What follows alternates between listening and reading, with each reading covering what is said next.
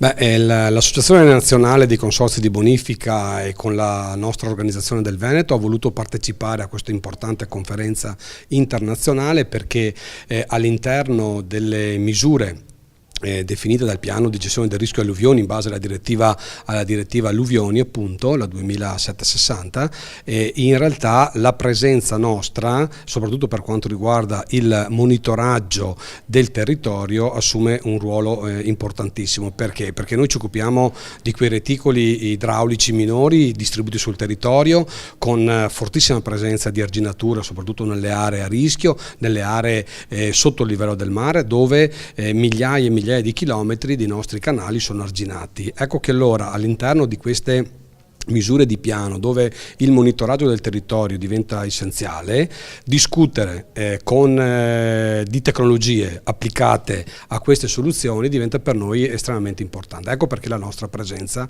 all'interno di questa conferenza. Quello che sta cambiando è un approccio diverso con i cittadini.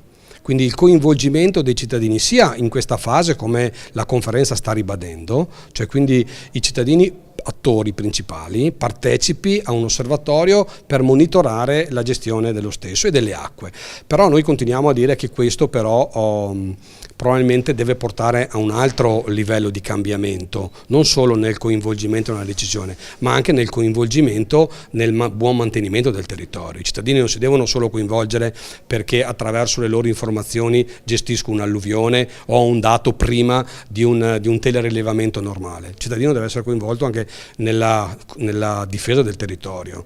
Il cittadino avrebbe dovuto essere coinvolto forse anche prima che il territorio fosse distrutto e subisse delle degenerazioni così gravi da un punto di vista dell'urbanizzazione. Ecco, questo per noi diventa essenziale, però oggi siamo in una fase attiva, proattiva, come si dice, un cittadino che deve essere partecipe. Ben venga, abbiamo strumenti innovativi, l'osservatorio che si sta presentando è uno di questi. I contratti di fiume sono altri strumenti di partecipazione delle collettività, delle comunità che vivono attorno ai fiumi, quindi stiamo andando verso una partecipazione anche dal basso nella gestione del rischio idraulico.